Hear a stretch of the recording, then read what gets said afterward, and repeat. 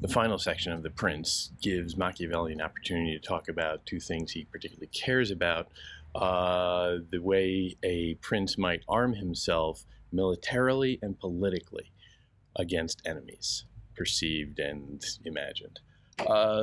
Chapter 20 gives a discussion of whether fortresses are of any real use. Large walls, military military defenses. He has little use for them. He says that, well, it's not really all that effective. Sometimes it works, sometimes not. They can be good, but if a passionate and skilled citizenry or opposing enemy of some form can always overcome even the best walls you put up. Interestingly, this is where he comes into some contact with a contemporary of his, and sometimes maybe even a little bit of a rival. Leonardo da Vinci was a fellow, not acolyte of the Medici, but a fellow courtier of the Medici, let's say. And one of the things that he appealed to them on is his skill as an engineer of creating military defenses. None of them really came to any fruition, as you can see in the latest Walter Isaacson book. He comes up with some really amazing drawings for designing these large-scale weapons, including like early things like flying machines, for God's sakes. But none of them really reached the practical stage. Machiavelli or Da Vinci didn't necessarily reach that level of R&D, let's say. But while Da Vinci was out there advising the Medici, yeah, you can build fortresses, you can build walls, you can build defenses, and I can help you. Machiavelli takes the other tack and says, you can build them all you want, they won't hold out somebody who's really dedicated to defeating them. And once they are breached, and they're garbage. For Machiavelli, of course, his argument, because this is what he had to sell, was politics. He sees maneuvering people as the best defense, of manipulating public sentiment in some psychological way that he had quite the genius for. Manipulating public sentiment as the defense. Remember, again, like the human shield idea, that that a prince should hold the people close and then they will defend him against the nobles or an outward enemy. So he says, well, you don't need to do that, because by admitting that defenses are the way to go, that walls should be built, by admitting that, he would be saying that, well, his skills as a tactician, as a diplomat, as a political advisor are less useful. For somebody like Da Vinci, it was the perfect project that he could do some drawing, get some ideas together, and then put it in the field and say, okay, somebody else is going to go build it. I'm going to take my money and live comfortably on that while I go do some painting. Machiavelli and Da Vinci had different goals in mind, different ambitions, let's say, and so they're going to have, it's arguable, they're going to have different perspectives on the proper way of defending the state.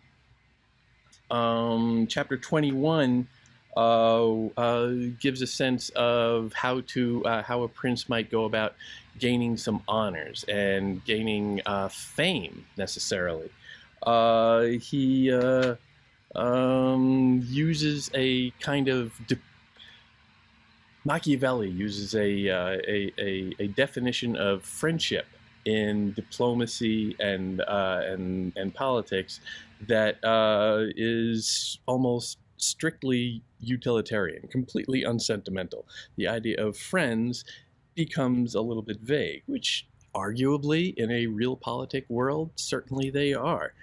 Friendship is a matter of some expedience within a political realm. A prince is also esteemed when he is a true friend or a true enemy. That is, when without any reservation he shows himself favorable to one ruler and against another. This procedure is always more profitable than to remain neutral. More profitable, not more right, not more, honest, not more honorable, profitable, useful, having more virtue. The calculation of self-interest is never absent from Machiavellian theory. It is the one constant in behavior. Which, arguably, if all there is a theory out there that if all actors act in their own self-interest, their own national self-interest on a global scale, then that is actually fairly stable. It's easier to predict, and it's only when people go and act irrationally out of something beyond their narrow self-interest that tensions start to rise. If you divorce politics and statecraft from any notion of morality, that is a core belief. That is a tenet, and it can be argued that way. Whether or not there is a cost in your national prestige or the sense of honor in your nation, which all nations like to claim, what that cost is and whether it outweighs the benefit is a matter of great debate. Chapter 22,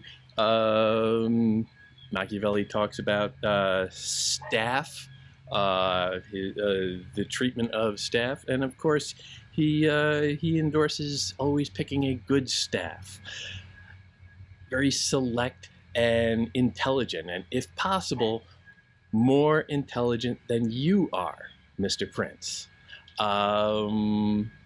But he makes space for saying that, well, okay, a smart prince is smart enough to pick a genius advisor. Which, of course, you can see pretty easily in Machiavelli's construction that Machiavelli, would be the genius, and the prince is the smart guy for hiring him, which is what this last section of the book, that message is driven again and again and again. Chapter 23, don't just hire anyone, don't just listen to anyone, but avoid flatterers. I refer to flatterers of whom courts are full. Of course, every power center always has concentric circles of yes men and toadies. That's a given. Here Machiavelli is dispelling that and saying, don't just hire people who are telling you what you want to hear, which is good advice, and you can take it at face value. But also, again, read the self-interest in that. Machiavelli has come into conflict with the Medici in the past, and they might not be able to look at him as, with great comfort. But here he's saying, don't worry about people who make you comfortable all the time, who always tell you what you want to hear. Which he has not in the past, because he has arguably betrayed them at certain points. Hire the best, smartest people and listen to them exclusively. An unwise prince who asks counsel from more than one man will never receive unified advice. So hire one advisor who is arguably the smartest guy in the room, Machiavelli, and ignore all the rest. Everybody else is wrong. He's making a bold play here for absolute power. and to them alone he should choose wise men in his state, and to them alone he should give full power. He should ask them about everything and heed their opinions. Driving home again and again, pick one advisor, one consigliere, and invest him with total trust. He's being quite explicit about the role he sees for himself here in a new Medici administration. Chapter 24, why some princes go down, why they fail, and here we see the always ready excuse of bad luck, fortuna. He dismisses that. Machiavelli just says, all right, you don't blame luck. Therefore, those princes of ours who have been many years in their position should blame for the loss of them not fortune, but their own worthlessness. In good weather, they never thought of change. It is a common defect of men not to reckon on a storm when the sea is calm. There you can see also a little sense of, in the personification, or not personification, in the symbolism of fortune as kind of weather. And you imagine Machiavelli also, from a literary standpoint, he is somebody who has been swamped in his life. A storm came up and knocked him down with the power of, the awesome power of nature. There was no defense against it. It just knocked him back. And he finds himself on the outs ever since. And he is struggling to come back. But it is a wholesale effort of virtue over fortuna. The idea that he can come back at all is very, very uncertain. Chapter 25. Fortune is like one of those raging streams that, when they go mad, flood the plains, ruin the trees and the buildings, and take away the fields from one bank and put them down on the other. And everybody flees before them. Everybody yields to the onrush without being able to resist anywhere. Nature. Again, fortune, bad luck, as just overwhelming even the most skilled practicers of virtue. It's the first of two very significant metaphors that he, or similes, that he uses in chapter 25 for describing fortune. And here he puts it in a term that is arguably pretty offensive when it comes to the how fortune can separate the or virtue can separate the truly unlucky from the merely unlucky. Luck, fortuna can wipe away everything, but the skillful man, the man with virtue, can claw his way back through his own skill, through his own determination, through his own genius. They can fight back. And it is a sign of some boldness. It's a sign of some manliness, macho capability, audacity to be able to do so. And it is with this idea of virtue, meaning manliness, that you come to the metaphor of fortune is a woman. Fortune is a woman, and if you wish to keep her down, you must beat her and pound her. It is evident that she allows herself to be overcome by men who treat her in that way rather than by those who proceed coldly. For that reason, like a woman, she is always the friend of young men. because they are less cautious and more courageous, and command her with more boldness. And of course, he's talking about rape there. He's talking about seizing control of Lady Luck, Fortuna. The aggression behind that, the determination to attack is striking. But also put it in the sense of agency. A prince needs Fortuna, needs luck, which can be a changeable state in time. And if you're not the right man at the right time, you're doomed. But to be successful, anyone, a prince most of all, needs to be smart, must have the luck to be appropriate to the times. The man must suit the time, but must make his own luck on top of that. It's a balance of aggression and prudence. The ability, in the river analogy we spoke about earlier, the rushing stream, the ability to know where to cross the stream without getting swept away, the ability to think your way through.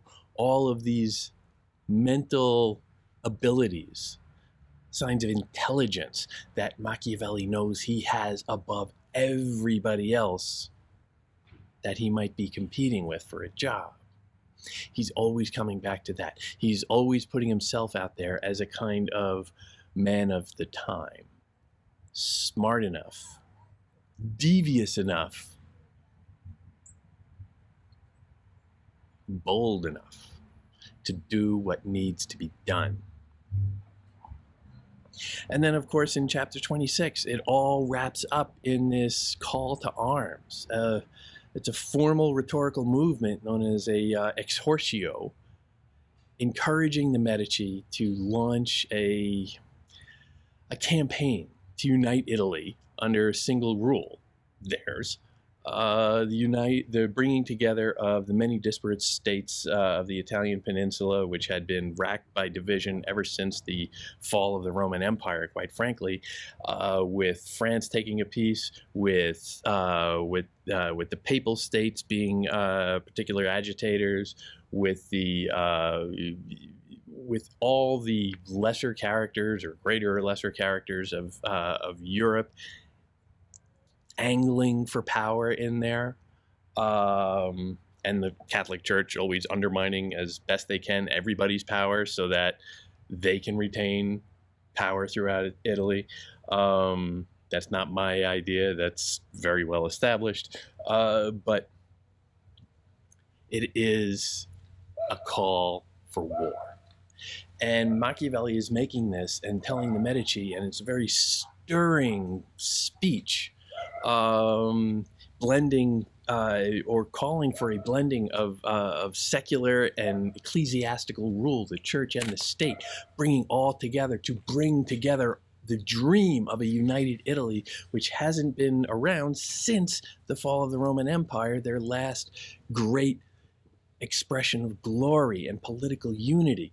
And here Machiavelli is saying, you Medici, you can do this. You can do it for Italy. You can be the new emperors, as glorious as Augustus himself. It's tempting. He's playing on the egos and the ambitions of the Medici, who are known for their egos and their ambitions. And he is feeding that, saying, yeah, don't you want to go? Don't you want to go? And it is a very well established political tactic that when you are trying to put down divisions within your own land, you launch an attack on someone else. So here he is trying to say that, okay, yeah, we'll all fall in line. We'll all get together behind you, Medici. We just have to go on the attack. Let's go pick an enemy and unite against it. The number of wars and lives lost in pursuit of that notion is staggering. But at the same time, this passionate call seems a little off key, seems a little hyperbolic. This opportunity then should not be allowed to pass, in order that after so long a time Italy may see her Redeemer. I am unable to express with what love he would be received in all of the provinces that have suffered from these foreign deluges, with what thirst for vengeance, what firm faith, what piety, what tears, what gates would shut against him, what peoples would deny him obedience, what envy would oppose itself to him, what Italian would refuse to follow him. This barbarian rule stinks in every nostril. May your illustrious house, then, undertake this charge with the spirit and the hope with which all just enterprises are taken up, in order that, beneath its ensign, our native land may be ennobled, and under its auspices that saying of Petrarch may come true: manhood, virtue, will take arms against fury, and the combat will be short, because in Italian hearts the ancient valor is not yet dead. Wow, that is stirring. That is bracing. That is, inspiring. But that is also a very different rhetorical note than everything that has preceded it. Machiavelli, the cool, dispassionate figure of calculation and dealer of concrete essences or concrete substances over idealism, is here citing, the native land may be ennobled, calling for these vague terms, all of this stirring of emotion. That's not Machiavelli. Machiavelli is the cool calculating guy who sits back and takes everything in and does not think emotionally. He does not make decisions emotionally. So in this moment, I gotta say, is he deliberately going over the top here? The stirring style for such a sober writer is off key. The ambiguity of this then leads individual readers to assess for themselves, to reject the authority of the printed book in their hands and judge the matter for what it is when stripped of all the stirring words, of all the rhetoric, of all the emotion. This is precisely the tenor of Renaissance humanism.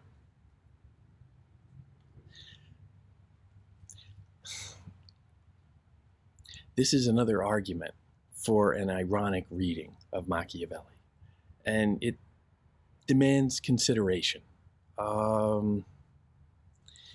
Independent of any ambition to recover the real thought of Machiavelli, the question remains of whether or not the Prince actually provokes its own rejection, whether the text pushes its celebrated amorality as far as to actually imply its opposite. Maybe. Yet in the inevitable conclusion to this line of thought, the Prince both advocates and opposes tactical amorality in government, and anyone is thus free to interpret however they please. The effect is virtually the same. The authorities cannot be trusted.